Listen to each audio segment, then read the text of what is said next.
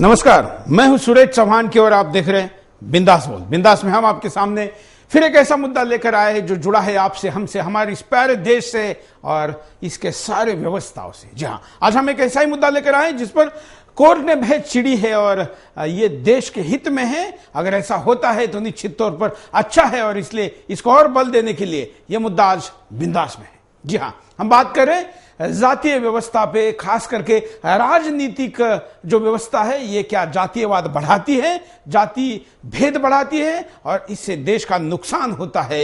ये हमारा भी कहना है, आपका कहना है, देश के तमाम महापुरुषों का कहना है और अब कोर्ट ने भी कहा है कि ये गलत है। इसलिए उत्तर प्रदेश के उच्च न्यायालय ने उत्तर प्रदेश में जातीय सम्मेलनों पर रोक लगाई है, लेकिन ये पूरे देश में होनी चाहिए। सर्वोच्च न्यायालय ने ऐसा निर्णय करना चाहिए, बल्कि घटनात्मक बदलाव करके सरकार ऐसा करे और इस देश में ऐसा नंगा नाच जाति भेद के आधार पर देश की अखंडता और एकता के साथ करने का किसी को मौका ना मिले। इसलिए हम आपके सामने आज का ये बिंदास लेकर आए हैं कि आप क्या इसमें जोड़ना चाहते, कहना चाहते हैं। हम हमेशा की तरह स्थिति, कार्य, परिणाम और उपाय के साथ आपके सामने हाजिर हैं। आइए आपकी सारी प्रतिक्रिया लेने के पहले हम नजर डालते हैं मुद्दे पर।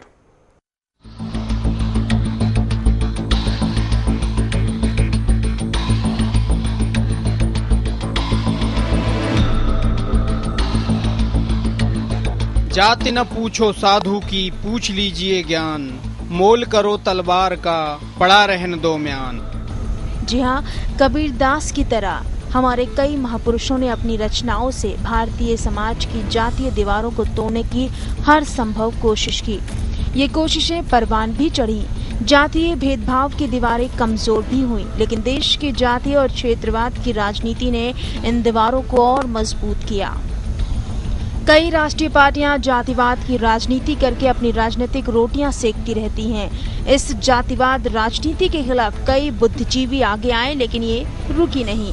लेकिन अब न्यायालय को आगे आना पड़ा। जी हां, इलाहाबाद हाईकोर्ट की लखनऊ बेंच ने राजनीतिक दलों को करारा झटका दिया। कोर्ट ने एक याचिका की सुनवाई करते हुए जातीय रैलियों पर रोक लगाने के लिए राजनीतिक पार्टियों को नोटिस भी जारी किया। वैसे तो ये फैसला यूपी में लागू होगा, लेकिन इसकी गूंज दूर तलक जाएगी। याचिकाकर्ताओं ने मांग की है कि ऐसे राजनीतिक दलों के चुनाव लड़ने पर रोक लगाई जाए जो जातीय आधार पर रैलियों का आयोजन करते हैं। याचिका में कहा गया है, कई राजनीतिक पार्टियां जाति व धर्म के आधार पर रैलियों का आयोजन कर समाज को बांटने का काम करती हैं। ब्राह्मण महासभा रैली, यादव रैली, क्षत्रिय रैली, कायस्थ रैली, वैश्य रैली, मुस्लिम सम्मेलन और दलित रैली कई राजनीतिक दलों की वोट बनाओ रैली हैं। ये रैलियां न सिर्फ समाज में मनमुटाव बढ़ाती हैं, ऊंच नीच की भावना भी पैदा करती हैं। ऐसी रैलियां मतदाताओं को गुमराह करके जातिवाद की बेड़ियों में जकड़ देती हैं। ऐसी जातिवादी राजनीति ने कई राजनीतिक दलों को सत्ता का स्वाद चखाया है। मुलायम सिंह और मायावती जातिवाद राजनीति के दम पर यूपी की सत्ता पर कई बार काबिज हुए। इन दलों की सोशल इंजीनियरिंग कई बार चर्चा का विषय रही। ये सिर्फ निराशाजनक ही नहीं रहा, संवैधानिक अधिकारों का हनन भी रहा है। इससे समाज में हर ओर जातिवाद की दीवार मजबूत हुई। जाति के आधार पर यूपी जैसे राज्यों में नौकरशाही काम करने लगी। वोट की इस जातिवादी राजनीति ने सामाजिक एकता, राष्ट्रीयता की भावना और लोकतंत्र की अवधारणा को पलीता लगा दिया। राजनीतिक पार्टियों के नैतिक मूल्य खत्म हो गए। चौधरी चरण सिंह ने कहा था कि करप्शन और कास्ट की राजनीति मुल्क को ले डूबेगी, लेकिन आज उन्हीं के बेटे वोट के लिए जातिवाद की राजनीति कर रहे हैं। धर्म के नाम पर पार्टियां बनाई जा रही हैं, चाहे वो कश्मीर के राजनीतिक दल हो या फिर ओवैसी जैसे कट्टर धार्मिक नेता। सभी कहीं न कहीं वोट के लिए देश और समाज को बांटने में लगे हुए हैं। ऐसे में कोर्ट ने तो अपना फैसला सुना दिया, लेकिन क्या आप इन राजनीतिक दलों के जातिवाद और धर्मवाद पर अपने आप से सवाल पूछेंगे? क्या सर्व संभाव वाला देश जातिवाद की दीवारों में जकड़ कर रह जाएगा? जब जातिवाद को समाज से दूर करने की बात आती है तो हम भी ईमानदारी से न इसके खिलाफ खड़े हो पाते हैं और न ही लिख पाते हैं। समाज की ईमानदारी इन पंक्तियों में झलकती है। लिखा गया है जातिवाद के खिलाफ, नहीं लिखा गया जाति उन्मूलन के नाम पर पनप रहा जातिवाद।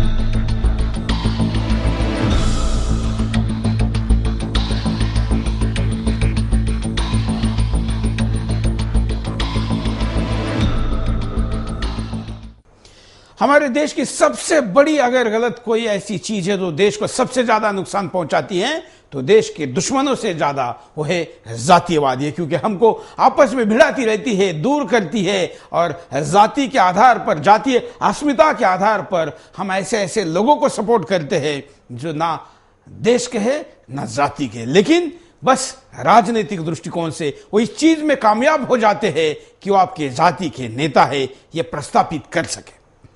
कॉलर के पास चलते हैं। जय हिंद। सुरेश जी जय हिंद। बोलिए। मैं सुरेंद्र गुप्ता पश्चिम बंगाल से बोल रहा हूँ। बोलिए गुप्ता जी। राजनीतिक पार्टियां इन दिनों जातीय भेदभाव अधिक बढ़ावा दे रही है। हाँ। इलाहाबाद हाई कोर्ट की लखनऊ बेंच ने 11/7/2003 को एक जनहित याचिका पर सुनवाई करते हुए उत्तर प्रदेश में जाति आधारित रैलियों के अनेक आयोजन पर अस्थायी रोक लगा दी है। हाँ। यह फैसला ऐसे समय में आया है जब राज्य के 40 जिलों में बहुजन समाज पार्टी के दलित ब्राह्मण भाईचारा सम्मेलन हो रहे हैं। लखनऊ में हुई ऐसी एक रैली को बहुजन समाज पार्टी प्रमुख मायावती ने संबोधित किया था।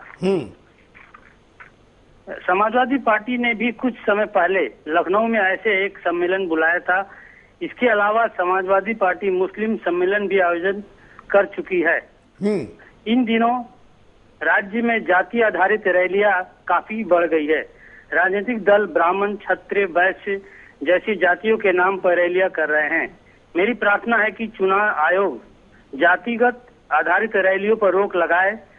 जो नेता इस तरह की रैलियां करवाते हैं उनको इलेक्शन लड़ने के प्रति। बिल्कुल, धन्यवाद। बड़ी अच्छी आपने बात कही कि ऐसा करने वाले नेता के ऊपर जब तक एक्शन नहीं होगा, कार्रवाई नहीं होगी, ऐसी राजनीति करने वाले राजनीतिक दल की मान्यता रद्द नहीं होगी और उसके नेता को चुनाव लड़ने से बैन नहीं किया जाएगा, तब तक केवल आदेश देकर बात नहीं बनेगी। ऐसा अध्यादेश लाने से केवल बात नहीं बनेगी या केवल बातें करने से बात नहीं बनेगी, करनी होगी एक्शन, और एक्शन तब तक संभव नहीं है जब तक पूरा देश इसकी मांग ना करे। आज शायद ही कोई राजनीतिक दल ऐसा है जो जाति के आधार पर राजनीति ना करता हो। चलिए कॉलर के पास चलते हैं। जय हिंद। हेलो सुरेश जी, नमस्कार। बोलिए। सुरेश जी मैं रजीत सोनी। हाँ बोलिए। सुरेश जी आज का मुद्दा बहुत बढ़िया है, लेकिन मैं तो आपको पहले ही बोल चुका हूँ इस प्रोग्राम में कई बार कि हिंदुस्तान में लोकतंत्र ही खत्म हो जाना चाहिए। क्योंकि जब तक ये लोकतंत्र है तब तक हमारे देश के नेता देश में ऐसी घटनाओं को बढ़ाते रहेंगे, धर्म के नाम पर लोगों को लड़ाते रहेंगे, देश को लूटते रहेंगे और पैसा विदेशी बैंकों में भेजते रहेंगे। बिल्कुल, धन्यवाद। वैसे तो क्या ये लोकतंत्र है क्या? ये तो हम हमेशा कहते हैं कि ये लोकतंत्र कहाँ है, ये लोगों का राज कहाँ है? यहाँ पर चंद मुट्ठी भर लोग पैसे के बल पर, गुंडागर्दी के बल पर, जातीय समीकरणों के बल पर, बस और परिवारवाद के बल पर सत्ता पर डटे हुए हैं। ये लोकतंत्र वैसे भी कहा है, लेकिन जितना भी लोकतंत्र है ये दुनिया में एक ऐसा उदाहरण है कि अगर सही तरीके से जैसी कल्पना की गई थी वैसे अगर ये चलता है तो इस देश का हर आदमी इस देश का मालिक हो सकता है। लेकिन बातें ख्वाबों में है, बातें कागजों में है, बातें बातों में है, बातें जमीन पर नहीं है। इसका कारण है कि हम इसके प्रति उतने ईमानदार नहीं हैं। हम अपनी भाषा, हम अपने प्रांत, हम अपनी, खास करके आज का जो विषय है जाति, उसके नेताओं को आंख बंद कर समर्थन देते हैं। या फिर अगर जाति इतनी छोटी है कि अकेले दम पर सत्ता में नहीं आ सकती तो किसी न किसी जाति के समीकरण के साथ चलती है। अब एक सोशल इंजीनियरिंग की बात जो थोड़ी देर पहले किसी ने की थी, सोशल इंजीनियरिंग एक अच्छा शब्द है, लेकिन जातिवाद की घटिया राजनीति कुछ चुनाव में किसी जाति पाति के गणित के आधार पर ऐसी बदलती है और उसको सोशल इंजीनियरिंग के नाते या इतना प्रतिष्ठित शब्द दिया जाता है जो कि उसके लिए सही नहीं है। कॉलर के पास चलते हैं। जय हिंद। वंदे मातरम। बोलिए। वंदे मातरम। हाँ देखिए मैं प्रिंस बोल रहा हूँ बड़े खासा सोनीपत से। देखिए जो जाति आधारित राजनीति है ये वोट बैंक की राजनीति है। आप देखिए आज के युग में नेता इतने गिर चुके हैं, ऐसे ऐसे बयान जनता में देते हैं ताकि जाति आधार पर उनको बांट दिया जाए और फिर वोट बैंक की राजनीति की जाए, अपने वोट गणित के समीकरण को बिठाने के लिए अच्छी राजनीति खेल रहे हैं। आप देखिए मैं यहाँ पर उदाहरण देना चाहूंगा, मुलायम सिंह अपने आप को मुल्ला मुलायम कहने में कभी गुरेज नहीं करते। अब मायावती का तिलक राजवो तलवारी, इनको मारो जूते चार, ये भी काफी लोकप्रिय था। तो इसी ऐसी अच्छी राजनीति से बचना चाहिए नेताओं को। और ये जो अब सरकार का ये इसके ऊपर फैसला आया है ये सराहनीय हो गया। बिल्कुल, धन्यवाद। हम आपको कारण दिखाते हैं कि क्यों हम आपको ऐसा सवाल पूछ रहे हैं। देखिए, वोट बैंक की जातिवादी राजनीति। वोट बैंक के लिए राजनीतिक दल जातिवादी दीवारों को और मजबूत कर रहे हैं।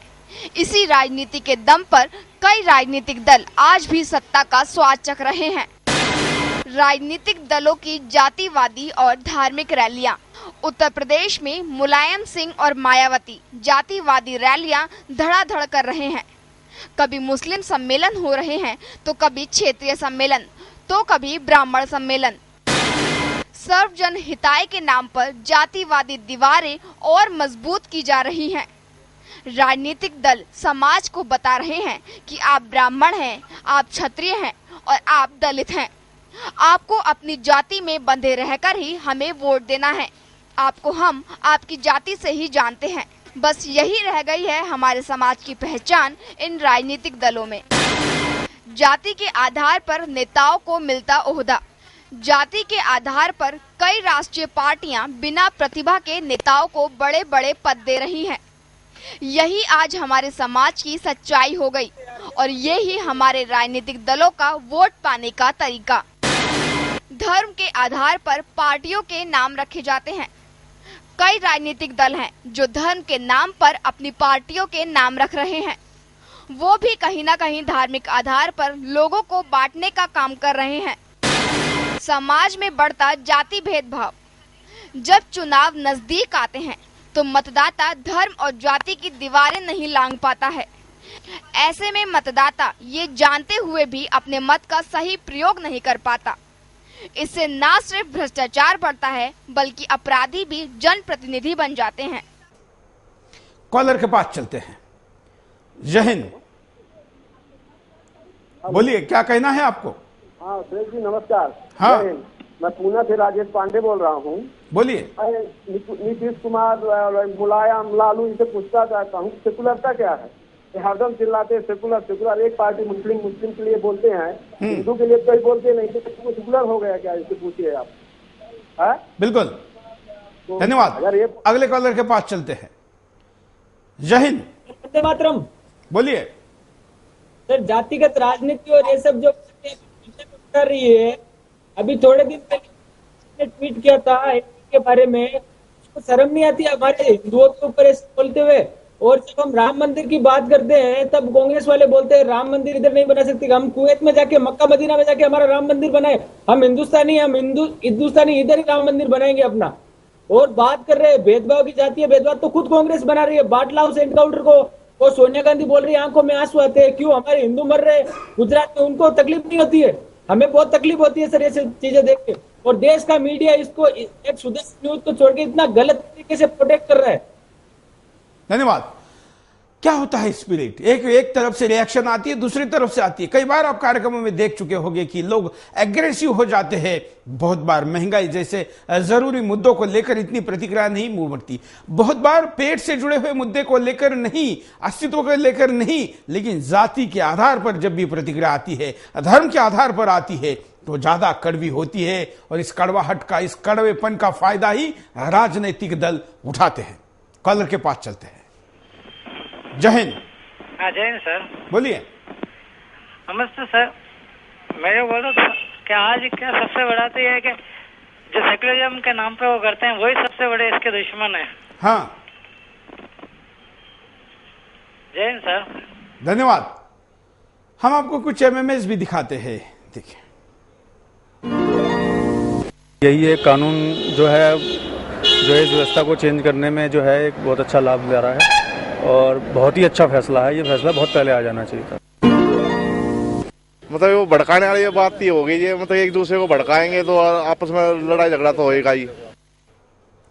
बात भड़काने की, और जब तक बात भड़केगी नहीं, एक दूसरे के खिलाफ लड़ेंगे नहीं, तब तक फायदा होगा नहीं। क्योंकि जब बात भड़कती है, जब आग लगती है, तो दोनों लोग आपस में एक दूसरे के खिलाफ हो जाते हैं। तब एक तरफ और दोनों तरफ जिसको बंटना है वो भी कैलकुलेशन जाता है।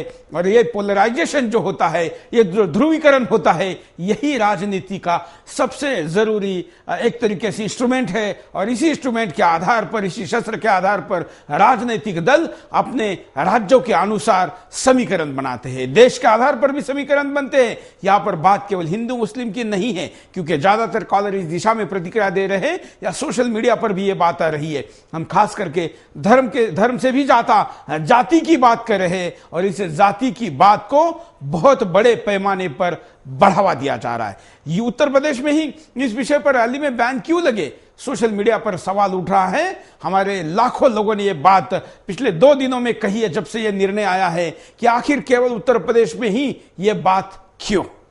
कॉलर के पास चलते हैं। जय हिंद। हेलो, बोलिए। हाँ, धन्यवाद सुदर्शन जी को धन्यवाद देना चाहता सबसे पहले तो मैं। हाँ, और सबसे पहले आज हमारे को ऐसा लगता है कि इसमें राजनीति की बजाय सुप्रीम कोर्ट ये जो ऐसा मंच बचा है, जो अदालत हमारे देश को बचाने का काम कर रही है, तो इसमें सबसे बढ़िया दो दिन में जो फैसला है, तो इसमें जो अभी आपने जो मुद्दा चल रहा है जातिवादी का,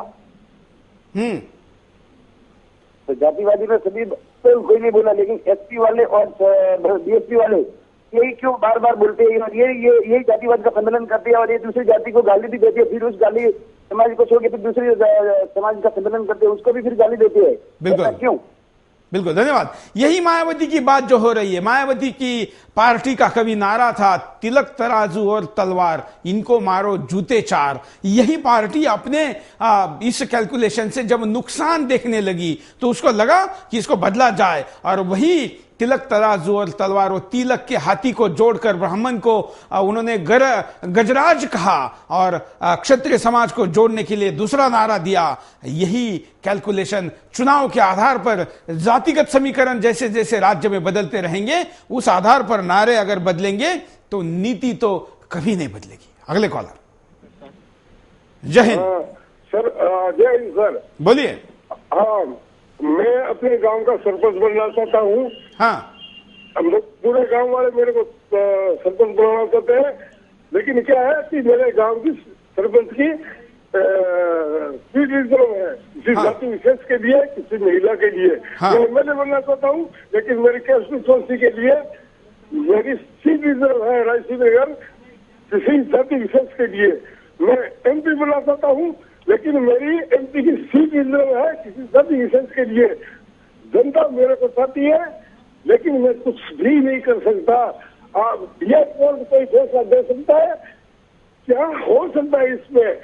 बहुत हमारे सवाल है, लेकिन कुछ भी नहीं। जनता चाहती हो, कुछ नहीं होता। इन लोगों ने अपनी दीवारें बना रखी है, अपने लिमिट बना रखे, ये होगा तो ये अच्छा हो जाएगा। इन्होंने, मैं क्या बताऊं, एक्सप्लेन नहीं कर सकता। आप अगर कुछ इसमें बताओ, कुछ ये कोर्ट कुछ कर सकता है इसमें, क्योंकि कानून में से बना रखे हैं। धन्यवाद। रिजर्वेशन एक अलग मुद्दा है। रिजर्वेशन पर हम पहले भी बिंदास कर चुके, आगे भी करेंगे। हमारा मानना है कि रिजर्वेशन अगर जरूरी है तो जाति के बजाय आर्थिक स्थिति के आधार पर होना चाहिए। व्यक्ति कौन है ये देखे बगैर किस जाति, जन्म के आधार पर कोई अमीर गरीब नहीं हो सकता, या उसको रिजर्वेशन की आवश्यकता नहीं हो सकती, या किसी समय तक थी तो उसकी व्यवस्था भी जिन्होंने निर्माण की उन्होंने भी कहा था कि तय सीमा तक होनी चाहिए, और आज भी जरूरी है, लेकिन आज उसका स्वरूप बदलकर आर्थिक आधार पर करने की आवश्यकता पर यह देश ज्यादा से ज्यादा मांग कर रहा है। अगले कॉलर के पास चलते हैं। जय हिंद। हाँ भाई, हम बोल रहे हैं कि जब भी इलेक्शन का टाइम होता है, जब भी इन लोगों को क्यों भेदभाव दिखाई देता है। हाँ, बिल्कुल बिल्कुल। हाँ, सुरेश जी, ऐसा है कि सभी राजनीतिक पार्टियां सिर्फ इलेक्शन के टाइम ही भेदभाव करती हैं, बाकी टाइम में तो सब कोई भूल ही जाता है। बिल्कुल। आप कहां से बोल रहे हैं? हम सऊदी अरब से बोल रहे हैं। वहां पर तो ऐसी व्यवस्था है नहीं, या इसलिए आप वहां की तुलना में भारत के साथ तुलना नहीं कर सकते। हाँ, तो यहाँ से भारत की बात नहीं, लेकिन हम तो है तो भारतीय है ना। बिल्कुल बिल्कुल। तो आप भारत में किस राज्य से हैं? हम यूपी से रहने वाले हैं, गोरखपुर के। बिल्कुल। और यूपी में तो, यूपी और बिहार में ही जातिवाद का सबसे ज्यादा बोलबाला होता है, सबसे ज्यादा मुद्दा है। अभी हम लोग जितने खुशहाल रहते हैं अपने यूपी में, बिहार में, ये राजनीतिक पार्टियां हम लोग को परेशान कर देती हैं। बिल्कुल। धन्यवाद। इसलिए खास करके ऐसे राज्यों में जहां पर जाति आधारित राजनीति होती है वहां पर विकास पिछड़ा हुआ है। ये समीकरण आपको राज्यों के आधार पर, जिले के आधार पर, गांव के आधार पर सब जगह मिलेगा, क्योंकि लोग वहां पर विकास के बजाय बस हमारा आदमी होना चाहिए, वो काम करें ना करें। अगले कॉलर के पास भी चलते हैं। जय हिंद, बोलिए। शायद आपका आवाज सही नहीं आ रहा है, हम अगले कॉलर के पास भी चलेंगे। आप भी कॉल कर सकते हैं, अपनी बात को रख सकते हैं। हम रुकते एक छोटे से ब्रेक के लिए, ब्रेक के बाद दोबारा आएंगे। बिंदास बोलचाल। ब्रेक के बाद आपका एक बार फिर से स्वागत है। आप देख रहे हैं बिंदास बोल, और बिंदास में हम आपके सामने मुद्दा लेकर आए हैं जाति आधारित राजनीति का। क्या हम आपको पूछ रहे सवाल कि क्या राजनीतिक दल जातीय भेदभाव बढ़ा रहे हैं? अब तक के सारे कॉलर्स ने फेसबुक पर अपनी प्रतिक्रिया देने वाले, सोशल मीडिया में अन्य जगह पर प्रतिक्रिया देने वाले सारे ही नेटिजन ने, और sudarshannews.com इस हमारे वेबसाइट पर प्रतिक्रिया देने वाले भी लाखों दर्शकों ने इस बात को माना है कि हाँ, राजनीतिक दल ही इसके पीछे है और वही इसको बढ़ावा देते हैं, और ऐसी कोई व्यवस्था समाज में नहीं है जो जातीयवाद को बढ़ावा देती है। कॉलर के पास चलते हैं। जय हिंद। जय हिंद सर जी, बोलिए। हाँ सर जी, राजनीति ऐसी खेली सर कि ना इस जातिवाद में ना बहुत गंदी चीज है जातिवाद। हाँ, जातिवाद कर रही थी, भाई भाई में भेद कर देती है राजनीति। और राजनीति में ऐसी चीज है कि जो अपना दोस्त यार हो या भाई भाई रहो, उसमें है ना झगड़े ला लेती है राजनीति। इसी वजह से राजनीति ना उससे दूर चले जाता। बिल्कुल, धन्यवाद। लेकिन राजनीति राष्ट्र नीति के लिए करना जरूरी है। लोकतंत्र में राजनीति की आवश्यकता है, उस व्यवस्था के बगैर हम ऐसा नहीं जा सकते। लेकिन शॉर्टकट अगर राजनीतिक दलों को जाति के आधार पर दिखता है, इसलिए उसी की तरफ दौड़ लगाते हैं। अगले कॉलर। जय हिंद। सुरेश जी नमस्कार। बोलिए। मैं खिरेश्वर प्रधान और चिपिलमा संबलपुर उड़ीसा से बोल रहा हूँ। हाँ। राजनीति जातीय भेदभाव और धर्मीय भेदभाव को बढ़ावा दे रहा है। हाँ। राजनीति के कारण कुछ जातियों को हर क्षेत्र में आरक्षण और हर प्रकार का सुविधा दिया जा रहा है। हाँ। कोई ब्राह्मण गरीब है तो उसे उच्च जाति के कारण कोई सुविधा नहीं मिल रहा है। हमारे प्रधानमंत्री मनमोहन सिंह ने एक बयान दिया था कि भारत के संपत्ति पर मुसलमानों का पहला हक है। ये बहुत दुख की बात है। वंदे मातरम। वंदे मातरम। अगले कॉलर के पास चलते हैं। जय हिंद। इसमें आपने कहा राजनीतिक पार्टियां जो जातीय भेदभाव बढ़ा रही है। हाँ। इसमें कोई शक नहीं है कि राजनीतिक जिस पार्टियां हैं वो जातीय भेदभाव तो बढ़ा ही रही है। लेकिन इसके अलावा मैं एक बात और कहना चाहता हूँ कि सिर्फ राजनीतिक पार्टियां भेदभाव क्यों बढ़ा रही है? इसमें सभी आदमी भेदभाव बढ़ा रहा है। अब आप देखिए, आप सुरेश चौहान है, आप चौहान क्यों लिखते हो?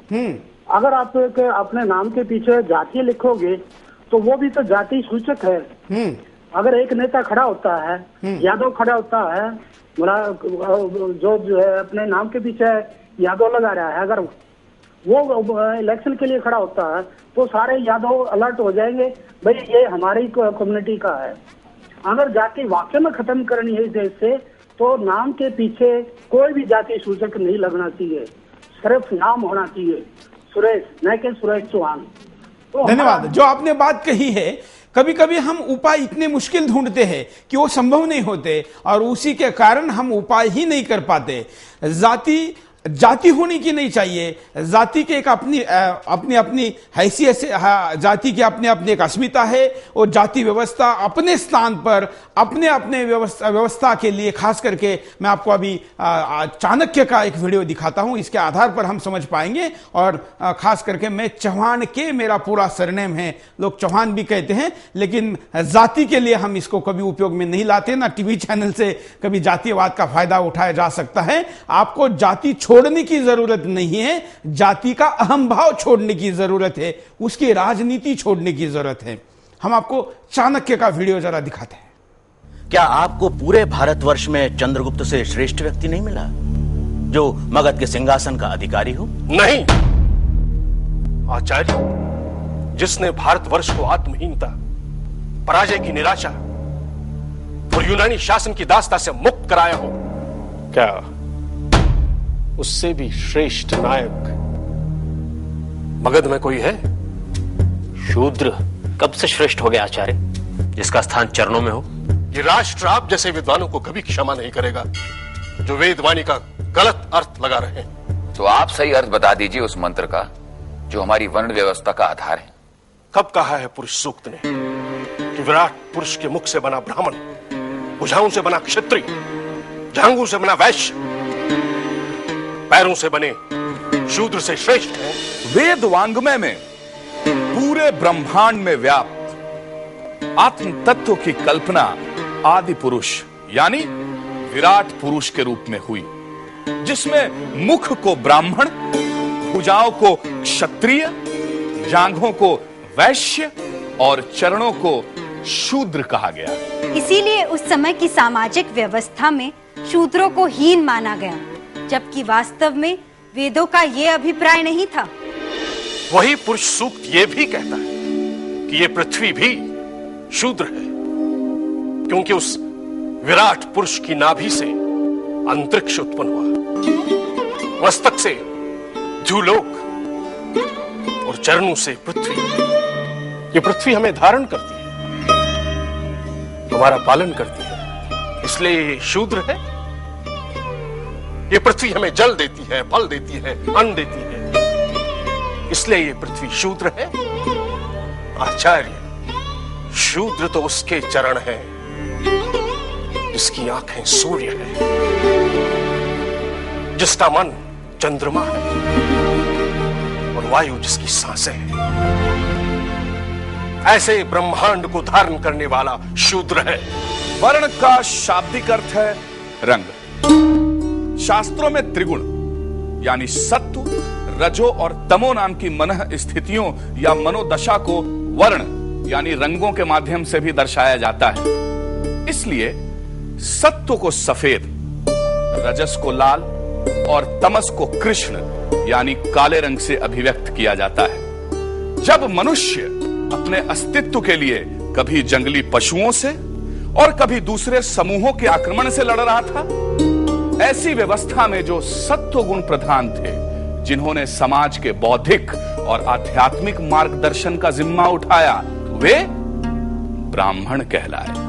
जो रजोगुण प्रधान थे, योद्धा थे, वीर थे, युद्ध में कुशल और निर्भीक थे, जिन्होंने अपने समाज, अपने समुदाय की रक्षा की जिम्मेदारी उठाई, वे क्षत्रिय कहलाए। जो रजो और तमोगुण प्रधान थे, जिन्होंने समाज के पालन पोषण, भोजन और रोजमर्रा की जरूरतों की जिम्मेदारी ली, वे वैश्य कहलाए। और जो तमोगुण प्रधान थे, जिन्होंने अपने समाज, अपने समुदाय की सेवा की जिम्मेदारी उठाई, वे शूद्र कहलाए। वर्ण की इस व्यवस्था का अपने प्राचीन रूप में जन्म से कोई संबंध नहीं था। तो क्या आप वर्ण व्यवस्था को नहीं मानते आचार्य? मैं वर्ण की उस व्यवस्था को नहीं मानता जो ये कहती है कि वर्ण का संबंध जन्म से है। मेरी दृष्टि में जन्म से कोई ब्राह्मण, कोई क्षत्रिय, कोई वैश्य और कोई शूद्र नहीं होता। जन्म से कोई कुछ भी जाति के आधार पर नहीं हो सकता। आचार्य चाणक्य ने ये जो बात कही है, यही बात इस देश को जब समझ में आएगी, तब समझ में आई थी। जो उनके सामने लोग बैठे थे, उन्होंने उनको समझाई, उस व्यवस्था को समझाई जो तब के सबसे बड़े युद्ध में, सबसे बड़े एक तरीके से अभियान में लोगों को साथ जोड़ने में आचार्य चाणक्य कामयाब हुए, इसी मंत्र के आधार पर हुए। और उन्होंने, जिनको आज लोग आदिवासी कहते हैं, उनमें जाकर उनके कला के आधार पर, उनकी कला को लेके, उनके शस्त्रों को लेके, उनके संघर्षशील जीवन शैली को लेकर भी शत्रु के खिलाफ धावा बोला। अगले कॉलर के पास चलते हैं। हाँ जी, जय हिंद। जय हिंद। बोलिए। यस सर, मैं अभी जो वीडियो इन्होंने दिखाया है चाणक्य का, बहुत अच्छा वीडियो है। बट हिंदुस्तान में दुर्भाग्य से जो वोट की राजनीति इस समय हो रही है, जिस तरह से वोट पड़ते हैं, उन लोगों को ना तो वोट का मूल्य पता है और ना ही इस तरह की कोई एजुकेशन दी जाती है वोट का इस्तेमाल करने से पहले। बिल्कुल। तो इसकी जरूरत है कि हम जगह जगह पे या तो टीवी के माध्यम से इस तरह से लोगों को एजुकेट करें कि जो अपने वोट को समझ सकें, जिससे हमारी सरकारें सुन जाए। बिल्कुल, धन्यवाद। इसके लिए सुदर्शन हमेशा हर चुनाव में वोटर आजा जाग जाओ नाम का अभियान लेकर आता है और लोगों को समझाता है। हमने कई लाख लोगों को अभी तक ये शपथ दिलाई है उस यात्रा में जो जाति के आधार पर वोट ना करने की बात कहती है। हम आने वाले विधानसभा चुनाव में भी और लोकसभा चुनाव में भी विभिन्न जगह पर हमारे कार्यकर्ता सुदर्शन से जुड़े हुए लोग और सामाजिक संगठनों को लेकर ऐसे अभियान को जारी रखेंगे। अगले कॉलर के पास भी चलते हैं। जय हिंद। सुरेश जी नमस्कार। नमस्कार, बोलिए। ये विषय जो है ये बहुत ही वर्तमान सामाजिक व्यवस्था के लिए बहुत ही महत्वपूर्ण विषय है। हाँ। और मैं बस इतना कहना चाहूंगा कि जो भी वर्ण व्यवस्था भारतीय समाज में सनातन समाज ने बनाई थी वो हमारे समाज में विभिन्न प्रकार के कार्यों को लेकर बनाई गई थी, ऐसा हम समझते हैं। लेकिन जब से राजनीतिक पार्टियों ने इस पूरी व्यवस्था को अपने हिसाब से इसका इस्तेमाल करना चालू किया, तब से समाज में जो भेदभाव पहले नहीं था वो इन राजनीतिक पार्टियों की वजह से बहुत ज्यादा बढ़ गया है। और माननीय उच्च न्यायालय के इस निर्णय का हम तहे दिल से स्वागत करते हैं। और ये व्यवस्था पूरे हिंदुस्तान में होना चाहिए, ना सिर्फ उत्तर प्रदेश में बल्कि हर प्रदेश में व्यवस्था होनी बहुत आवश्यक हो गई है। बिल्कुल, धन्यवाद। अगले कॉलर के पास चलते हैं। जय हिंद। सुरेश जी जय हिंद। बोलिए। सुरेश जी, जो जातीय आधार के ऊपर आपने जो विषय उठाया बहुत ही अच्छा है। हाँ। मैं हरियाणा से बोल रहा हूँ। हरियाणा का मुख्यमंत्री 10 साल हरियाणा पर राज कर चुका है। हाँ। और इसने जो है ना दिल्ली में रैली की, बोला मैं जाटों का सिपाही बन के आया हूँ। हाँ। ये बहुत ही दुर्भाग्यपूर्ण है। ऐसे नेता को तो जेल में डालना चाहिए जो कि जातीय आधार पर 10 साल स्टेट के ऊपर राज करके और ऐसी भाषा बोलता है।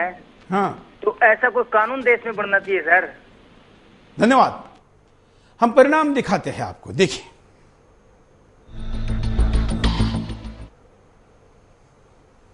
देश में जातिवाद की दीवारें और मजबूत हो जाएंगी।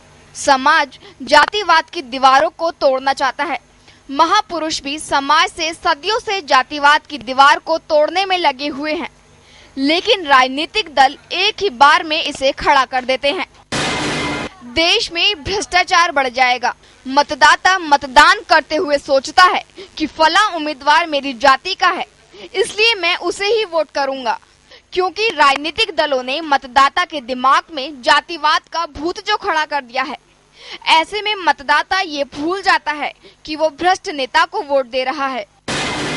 राजनीति में अपराधियों का बोलबाला बढ़ जाएगा। धर्म और जाति के नाम पर कई उम्मीदवार जेल से ही चुनाव जीत जाते हैं, क्योंकि वो एक ऐसे क्षेत्र से चुनाव लड़ते हैं जहां पर या तो उसकी जाति वाले लोग अधिक हो या फिर धर्म वाले।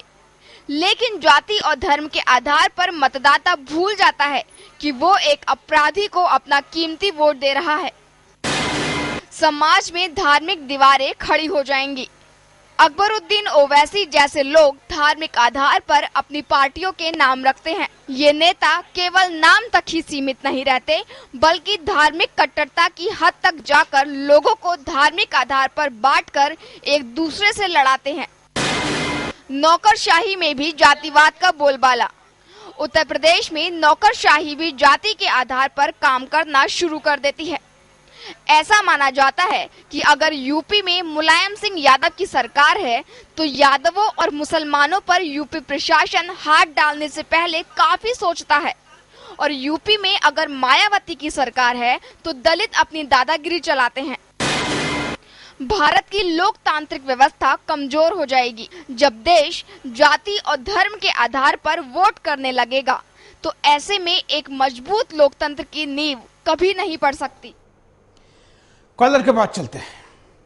हेलो, जय हिंद। हेलो, मैं वेंकटराम बात कर रहा हूँ बेंगलुरु से। हाँ, बोलिए। एक्चुअली जो है ये हमारा कॉन्स्टिट्यूशन में ही गलत है। हाँ।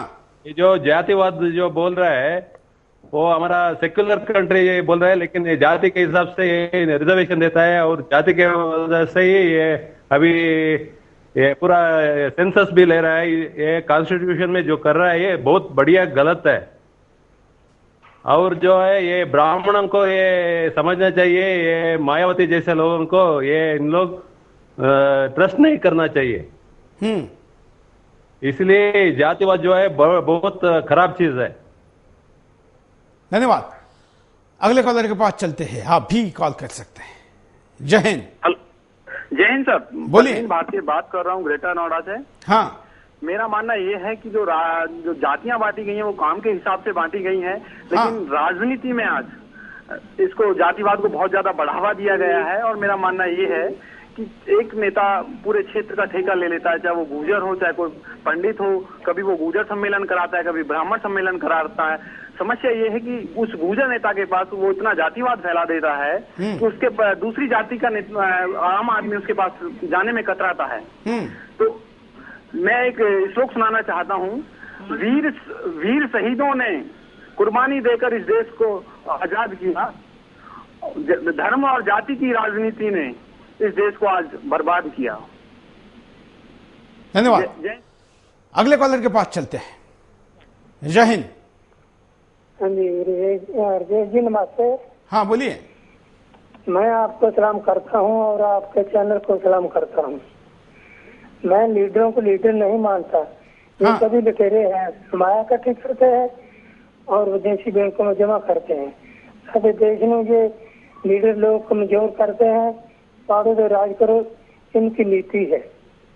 धर्म के आधार पर, जाति के आधार पर हम लोगों को बांटते हैं और इस पर काम कमाने की कोशिश की है। लेकिन ये शक्तिशाली लीडर जनता को बांटने का कोई और नाम रख लेंगे। बिल्कुल, धन्यवाद। अगले कॉलर के पास चलते हैं। जय हिंद। हेलो, बोलिए। जय हिंद। ये राजनीति का बहुत बेशरम हुआ करते हैं। हाँ। क्योंकि लोकसभा में इनको देखा गया लोकपाल बिल पास होते समय कि हमारे यहाँ के राजनीतिक प्रशासन थे, वो बोले कि यदि कड़ा बिल पास हो जाएगा तो हमको जेल जाना पड़ेगा। और लोकसभा में मुलायम सिंह यादव बोले यही बात, और पूरा संसद ये मौन रूप से स्वीकार कर लिया। तो इसलिए ये कहना बड़ा मुश्किल है कि ये लोग क्या करेंगे, कब क्या सोचेंगे। बिल्कुल, धन्यवाद। अगले कॉलर के पास भी चलते हैं। आप भी कॉल कर सकते हैं, कुछ एमएमएस भी हमारे पास है। चलते हैं। देखिए, जो रैलियां निकल रही थी एज पर द जो जातियों के हिसाब से वो नहीं होनी चाहिए। अगर रैली आपको निकालनी है तो आप सभी धर्मों को साथ में लेके चलें। जैसे कि अभी ये धर्मों में वाद विवाद बढ़ रहा है, ये सब इन्हीं चीजों से आगे इन चीजों से, रैलियों से बढ़ोतरी मिलती है उन लोगों को। बिल्कुल, और खास करके जब एक जाति का सम्मेलन होगा। हालांकि ये राजनीति पूरी बनती कैसे है, जरा आप इसको ध्यान से देखेंगे तो आपको समझ में आएगा कि जैसे ही चुनाव होते हैं तब ऐसा नहीं कि केवल नेताओं की तरफ से या राजनीतिक दलों की तरफ से दांव खेले जाते हैं। अपने अपने समूहों में अपने अपनी जाति का, बिरादरी का जो नेता बनता है वो भी अपने इन्वेस्टमेंट को इनकैश करना चाहता है। जो उसने इन्वेस्टमेंट की है उसको कैश करना चाहता है। उसको पता है कि 5 साल या 2.5 साल जब भी विधानसभा और लोकसभा के चुनाव हो, वो अपने समूह का नेता बनकर बार्गेनिंग करता है और मोल भाव करता है सरकार के साथ या उन दलों के साथ जो वहां पर उसके भाव ज्यादा देगी वो उसका हो जाता है। और इसलिए आपको ध्यान में आएगा कि कई बार कई जातियां विभिन्न राज्यों के चुनाव में अलग अलग नीति अपनाती है और उसका फायदा अगर कोई उठाता है तो उनका नेता उठाता है। अगले कॉलर। जय हिंद। जय हिंद सर। बोलिए। हाय सर, मैं कह रहा था सर। हाँ सर, ये जो नौकरी को जो फॉर्म भरते हैं सर, सर इसमें सर मैं ये जानना चाहता हूँ क्या ये सामान्य वाले गरीब नहीं होते ये? हाँ। जो ये मतलब हर जाति को मतलब छूट दी जाती है, सामान्य के लिए कब बनेगा ये? धन्यवाद। हम यहां पर रुकते एक छोटे से ब्रेक के लिए। ब्रेक के बाद दोबारा आएंगे बिंदास बोलचाल। ब्रेक के बाद आपका एक बार फिर से स्वागत है। आप देख रहे हैं बिंदास बोल, और बिंदास में हम आपके सामने मुद्दा लेकर आए हैं, राजनैतिक दल क्या जातीय भेदभाव बढ़ाते हैं। अब तक के सारे कॉलर ने इस बात को माना है और अपनी प्रतिक्रिया दी है। आप भी अपनी प्रतिक्रिया दे सकते हैं। कॉलर हमारे साथ जुड़े हैं, उनके पास चलते हैं। जी जी। जय हिंद। बोलिए। जी, राजू गौतम बोल रहा हूँ भैया। जय हिंद, यूपी से। हाँ।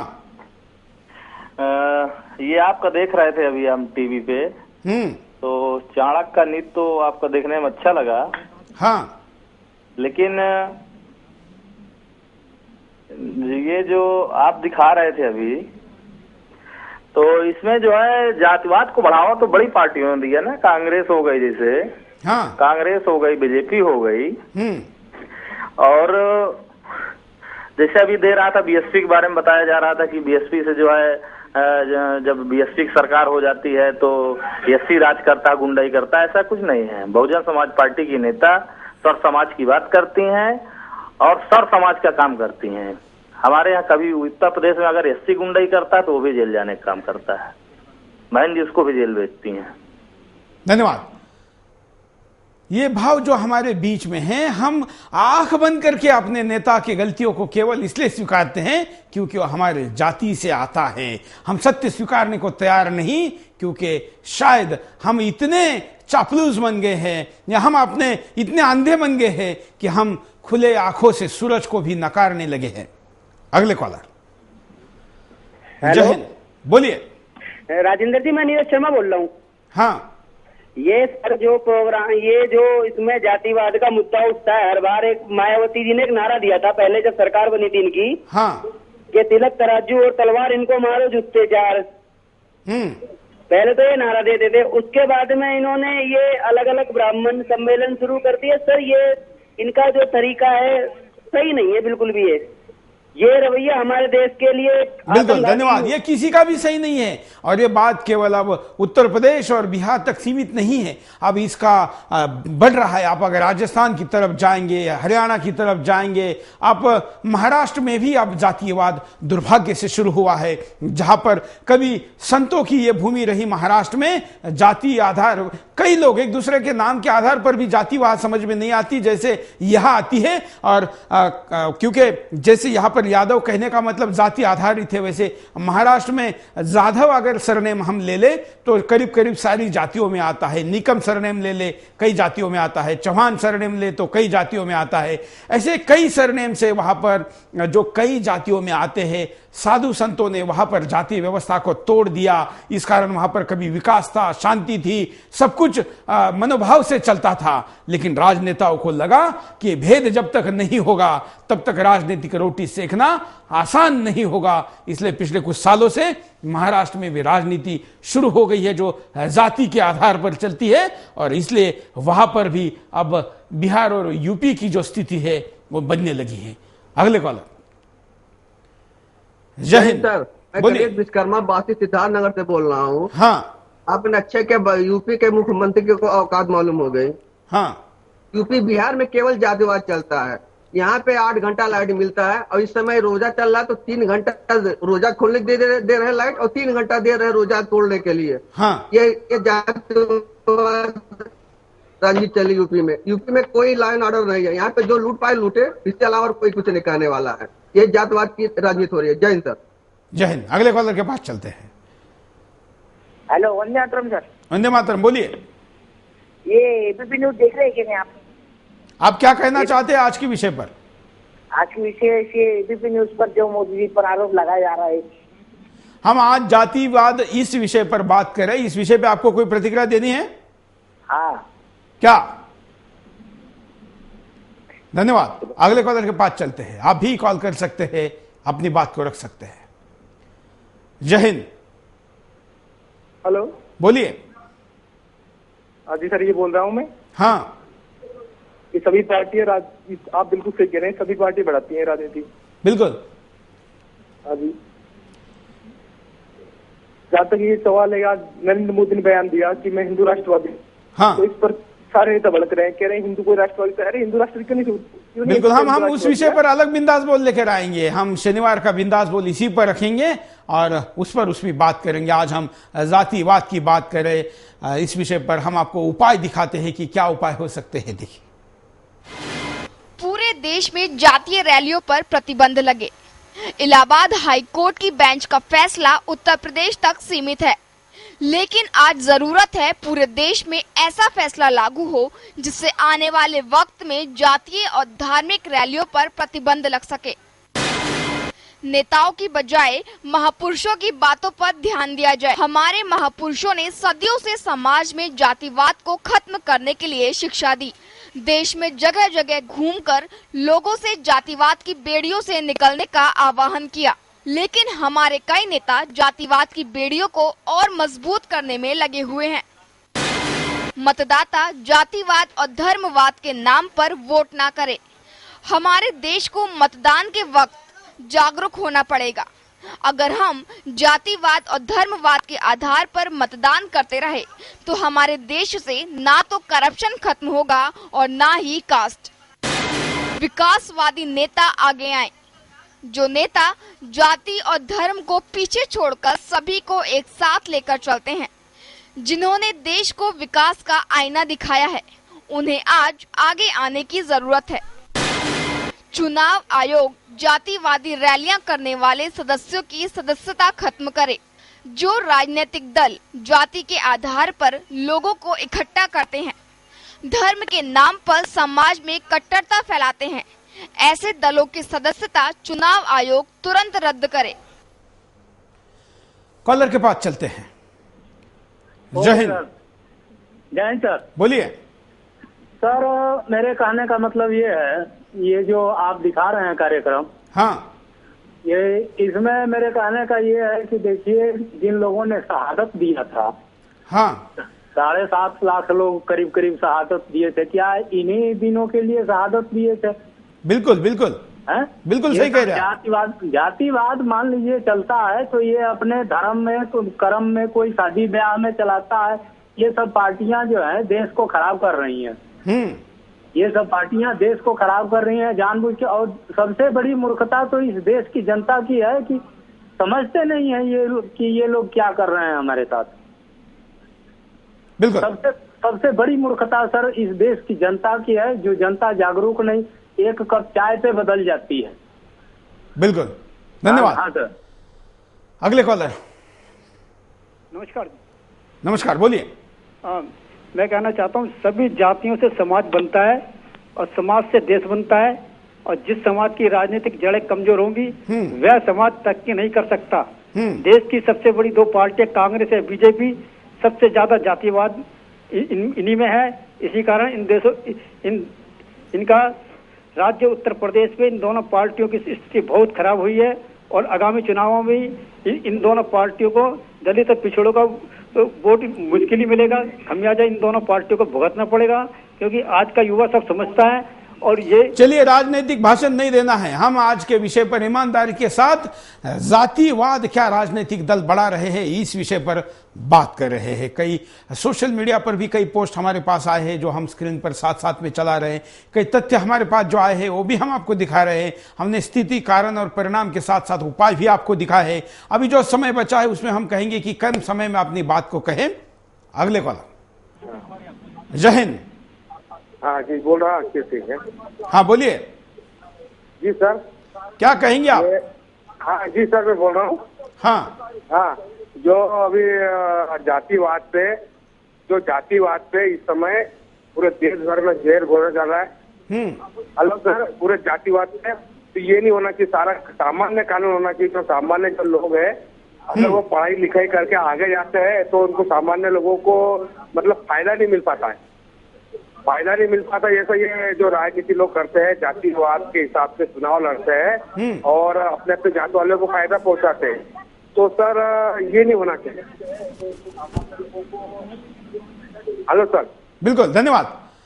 हम अगले कॉलर के पास भी जाएंगे। आप भी कॉल कर सकते हैं, अपनी बात को रख सकते हैं। हम आपको कह रहे हैं कि कुछ समय बचे हैं, जिस समय में हम अब उपाय की दिशा में आपके तरफ से प्रतिक्रिया चाहेंगे। अगले कॉलर। जय हिंद। यस सर, बोलिए जी महाराज, नमस्कार। हाँ हेलो, बोलिए। हेलो, अच्छा हम बोल सकते हैं, ठीक है, धन्यवाद। मेरा नाम दीनदयाल है, मैं पंजाब का रहने वाला हूँ, लेकिन मैं इस वक्त तो मैं अमेरिका में हूँ। हाँ। लेकिन ये जो जातिवाद का जो अभी चल रहा है आपके प्रोग्राम में, हाँ। हम इसको बड़े सावधानी से देख रहे हैं, बड़े रोचक ढंग से। हाँ। तो ये सारा कुछ किया कराया जो है सब शुरू किया है कांग्रेस ने किया है। इसने जाति के नाम पर, धर्म के नाम पर अपना वोट बैंक की राजनीति की है। इसके लिए ये खुद सबसे बड़ी यही पार्टी है, यही जिम्मेवार है। इसने देश को तोड़ने का काम किया है, धर्म के नाम पर, ये के नाम पर, उसको प्रांतों के नाम पर तोड़ता है। सबसे बढ़िया तो यही है कि हम पहले इंडियन बने। इंडियन हैं तभी तो हमारा देश के बारे में आप सोच सकते हो। अगर आप जाति के चक्कर में चलते रहे तो दूसरे देश आपको गुलाम बनाने की कोशिश करेंगे, दूसरे जो अपना जोर डालेंगे। तो बढ़िया यही है कि हम सबसे पहले भारतीय बने। बिल्कुल, धन्यवाद। बहुत अच्छी बात कही दीनदयाल जी आपने। खास करके भारतीय बनना जरूरी है, लेकिन वो बनने की बजाय हमें जातीय अस्मिता में ज्यादा रुचि है। अगले कॉलर। जय हिंद। जय हिंद। बोलिए। चौहान जी नमस्कार। बोलिए। हाँ, मैं केशव कुमार बोल रहा हूँ। हाँ, ये सुप्रीम कोर्ट ने जो रैली पे बैन लगाया है बहुत बढ़िया फैसला दिया है, लेकिन मैं ये मानता हूँ कि भारत में दो बड़ी पार्टी हैं, एक बीजेपी एक कांग्रेस, और अधिकतर कांग्रेस ने इस पर रूल किया है अभी तक जब से। तो ये इसकी जननी तो कांग्रेस की है, लेकिन इसको ही इसके दोषी मानना चाहिए और पार्टियों को क्यों ज्यादा इसमें वो कर रहे हैं। बिल्कुल, धन्यवाद। अगले कॉलर के पास चलते हैं। जय हिंद। हेलो, बोलिए। जी, मैं अनामिका चक्रवर्ती बात कर रही हूँ मध्य प्रदेश इंदौर से। हाँ, मैं इस बात पर सहमत हूँ कि ये जातिवाद जो बढ़ा रही है वो राजनीतिक पार्टियां ही बढ़ा रही हैं, चाहे वो वोट बैंक की राजनीति हो या चाहे शिक्षा को लेकर राजनीति हो। मेनली जो राजनीतिक पार्टियां हैं वो पहले कई साल पहले राष्ट्र को समर्पित होती थी, बट अब सिर्फ जाति को ही आगे लेकर चल रही हैं। इसलिए हमारे देश में किसी भी एक राजनीतिक पार्टी की सरकार नहीं बनती, हमें गठबंधन सरकार बनानी पड़ती है, जिसका खामियाजा हमारे देश के लोग भुगतते हैं, हमारे देश के युवा भुगतते हैं। बिल्कुल। और मैं ये कहना चाहूंगी कि अगर पार्टियां ये चाहती हैं कि हमारे देश में अच्छी सरकार हो या उनको जनमत सही तरीके से मिले, तो मैं ये सभी पार्टी से आग्रह करना चाहूंगी कि वो राष्ट्रवादी सोच के साथ आगे बढ़े, जातिवादी नहीं। हमारा चरित्र राष्ट्रवादी हो, जातिवादी नहीं। बिल्कुल, धन्यवाद। अगले कॉलर। जय हिंद। हाँ जी, जय हिंद सुरेश जी। जय हिंद। बोलिए। हाँ, जय हिंद सुरेश जी। मैं देवानंद सिंह बोल रहा हूँ लंदन से। हाँ।